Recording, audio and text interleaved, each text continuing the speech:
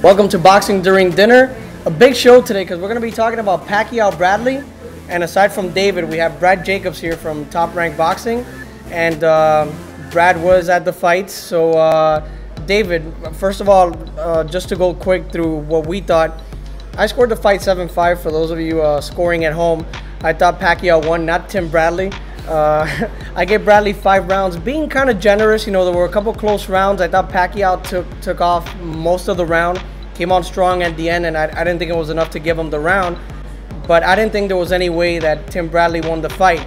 And David, I don't know if I was more shocked that Bradley won the fight or that the judges actually gave him the fight, because when they said, and we were talking about this earlier, they said 115, 113, the two scores. I thought the third one was going to read 118, 110 or something close to that. That was exactly my reaction. You hear the 115, 113, and your thoughts are, in the first card, I was sitting there with a friend, I said, wow, I can't believe that they scored the fight that close. Still believing that Pacquiao was going to get, like you said, 118, 110 or 117 and 111 on the other cards.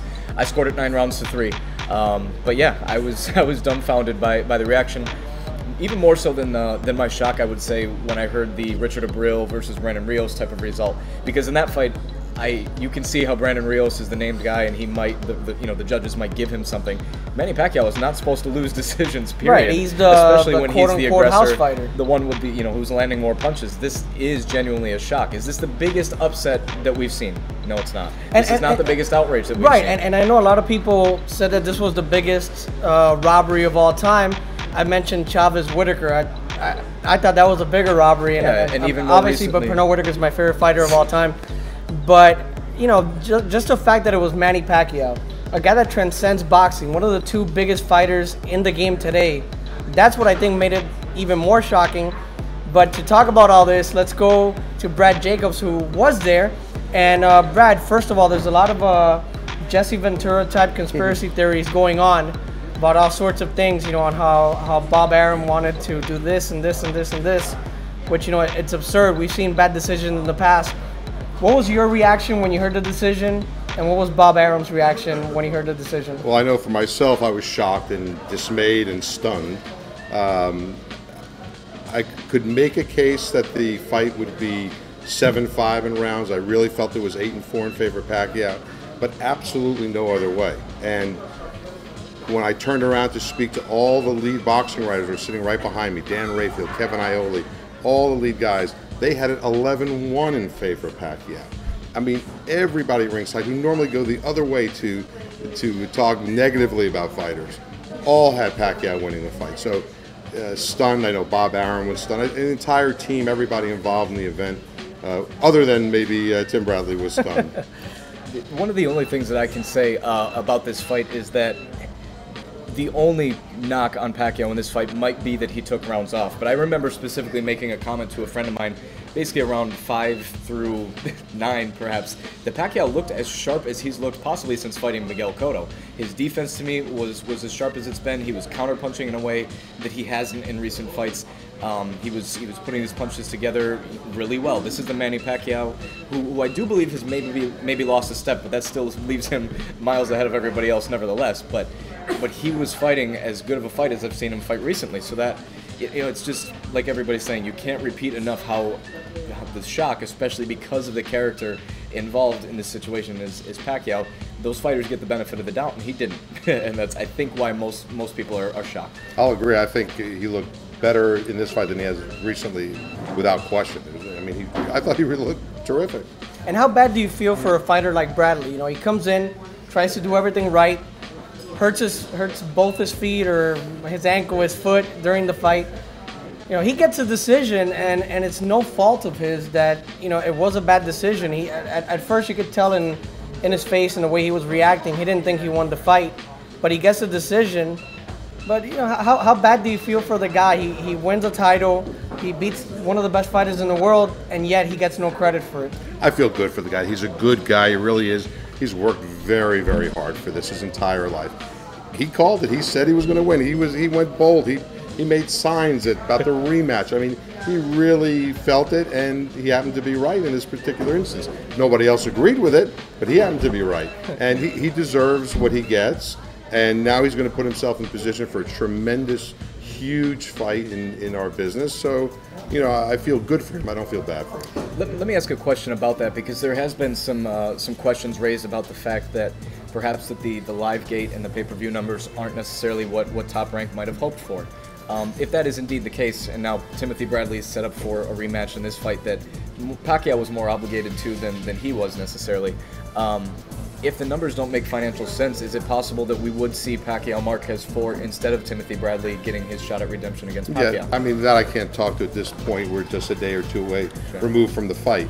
But more importantly, you can just tell by listening to people walking through the airport on Sunday when I came back from Las Vegas, turning on the radio, just to any station.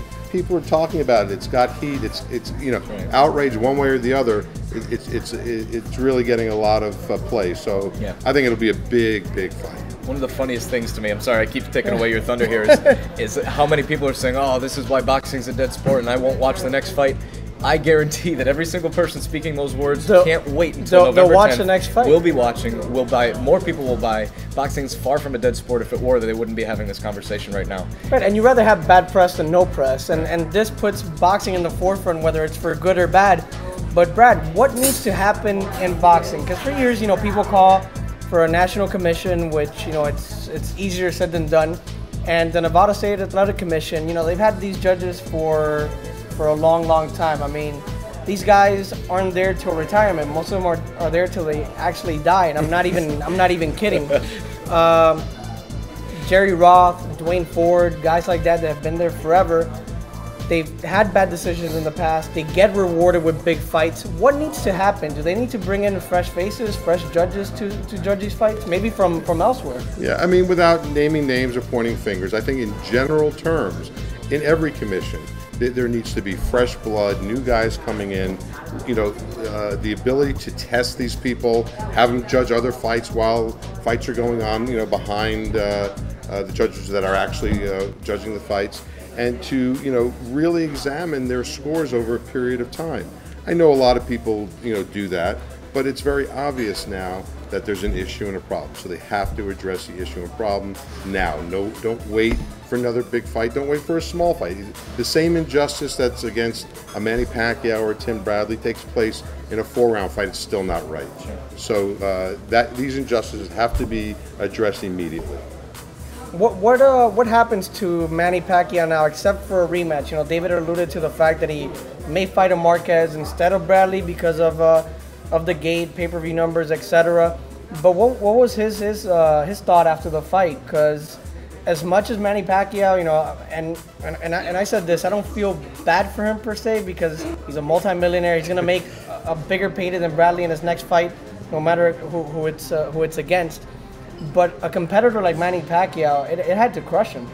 Yeah, I mean, you know, Manny's he's an unusual guy in a lot of ways, and he wasn't showing that, let's say, in the locker room after the fight. You know, he's very disappointed that he lost, but he's taking it like a man. Right. This is sports. I got to be a sportsman. I win, I lose, and you know, that's the way he looks at it. Of course, he wants to win. He's the most competitive guy in the world. He wants to win, but you know, at that point, it was out of his hands. Let's move on. Let's get the next fight. If it's Bradley, if it's whoever it is, and I'll prove again that I deserve to win. So just to the conspiracy theorists out there was no you know, big bags of money, no briefcases. Not at all. No, that's all craziness.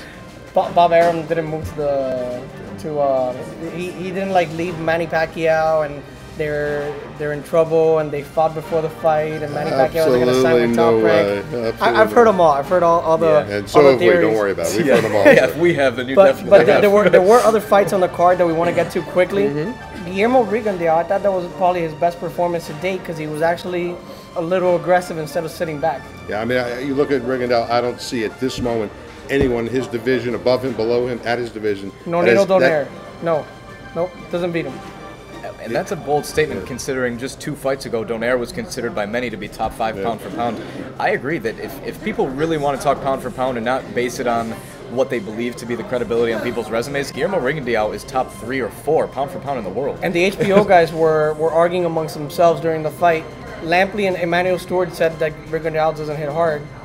Meanwhile, Max Kellerman said he's a devastating puncher, which I totally agree with. He just needs to be more aggressive, and he knocks everybody out in that division.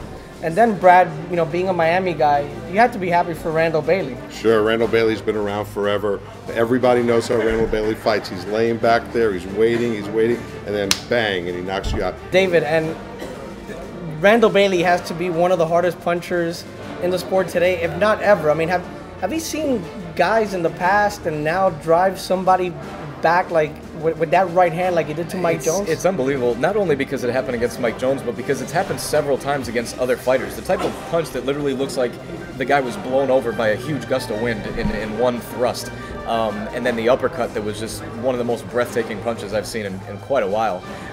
Randall Bailey has that game-changing type of punch, and you know, as a Miami, guy, you hear that? I just called myself a Miami guy, although I'm a transplant. But who fights from Rochester? Yeah, nobody. You guys take credit for Carmen Basilio. We take credit for Baby Joe Messi, who was a heavyweight contender in the 90s. Close enough. Close enough.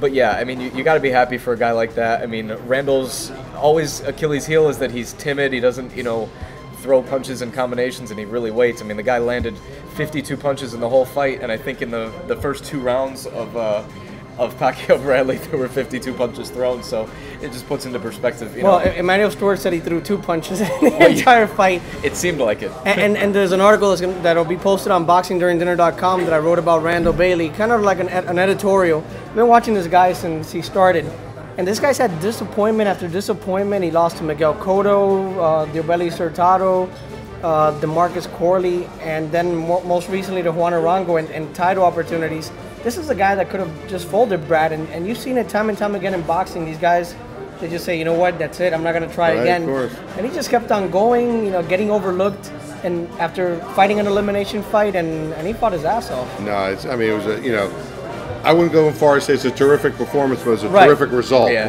It's one of the things too. The HBO team was very, very critical of both Bailey and Jones during the course of this fight, and arguing the validity of these title belts, and they're so watered down. Fine, let them have that opinion, but for guys like Randall Bailey and everybody else out there like him who are fighting for something like this, a moment like this, there's very few moments that can match that in the sport of boxing. When you see a guy, 12 years between title belts and come back, or the first time that a guy wins a title belt, regardless of when he does it, these are the moments where, everybody's fighting their own battle, regardless if they're considered to be a legitimate title holder or not. Randall Bailey had a very, very special moment in the ring that, on Saturday, and you saw that by the reaction he had. And you just have to be happy for guys in those scenarios, again, regardless of what happens next. It doesn't matter how many rounds he lost. It just takes one punch to win a fight. And he's a champion. And before we go, by the time this gets posted, and I'm not kidding, and it's not saying that Alex will take long to post it because he doesn't, but Brad will be on a plane or will be in Texas for the Chavez Jr. fight against Andy Lee. How do you see that fight for Chavez? Chavez keeps improving fight after fight, but Andy Lee's a hell of a fighter. I gotta be honest, I think Chavez is one of the most improved fighters in the world right now. I mean, this is a guy I looked at maybe 1-2 years ago saying, he's a good fighter, but he's really turned the corner, not only in the ring, but he's turned the corner with people in attendance, people wanting to see him. Yeah. He immediately went from like a guy who was drawing 3,000-4,000 people to his last fight, 14,000 in San Antonio. He's really catching fire, and he's a really good fighter. Andy Lee this is not an easy fight. I don't even want to put the kibosh on it. Like I said before, when we made the Bradley fight, I said, I'm worried about this Tim Bradley fight with Pacquiao, but Andy Lee will definitely give a terrific performance with the Chavez. And obviously, you're with Top Rank, his promoter, and Jose Suleiman. The last time I checked, he's not a promoter, but he keeps saying that Chavez and Sergio Martinez are definitely fighting in September. Is that fight even close to being signed? As far as I know at the moment, no, it's not close to being signed. I mean, there's a lot of talks and discussions, but we've got June 16th first. You gotta love Jose That's Suleiman. That's a good answer too, by the way. That's a very good answer. Gotta love Jose Suleiman, right? Back to Brad's point though about most improved fighters. We've talked about this a few times too, where the argument maybe even a year and a half ago was that if Canelo and Chavez got in the ring, this is Canelo's fight. Now I disagree. I think that Chavez is one of the most competent body punchers in the entire sport, and to have said that even 18 months ago would have been an outrageous statement. But he's a brute force. He attacks the body relentlessly. He's come along really well, and for all that Andy Lee is, I think that this is going to be a crowning moment for Julio Cesar Chavez. And there's a guy who's had to live in his father's shadow since he started boxing. It's not easy being the son of Julio Cesar Chavez. Yeah. And I don't know if you've stood next to him person. He's a really big guy for his weight class. I mean, so I think he's going to go a long way, you know, with his physique, his style and ability, and his name doesn't hurt. Especially if he can still make 160 and then rehydrates towards 180 like he has. I can tell you in El Paso next week, it won't be a problem. It's 100 degrees. We're fighting outside. So he'll be 147 by the time he steps into the ring. Exactly. But for Brad Jacobs, David Berry, Armando Alvarez, this is it for Boxing During Dinner this week. I wish we could talk for an hour, but we can't because Alex won't allow it, and YouTube doesn't allow it either. But, exactly. But catch us on boxingduringdinner.com. All the other stuff. All the other stuff that appears across the screen. And Armando and I actually are finally on top of our game. We're starting to write on the website, so that you actually have a reason to go there besides just waiting for the videos to come out. There's an article about the aftermath of Pacquiao Bradley today. By the time that you see this video, we'll have an article up about Randall Bailey, updated pound for pound rankings. We've got a lot of content coming at you soon. That's it for Boxing During Dinner. We'll see you next week. Brad Jacobs, thanks for being here.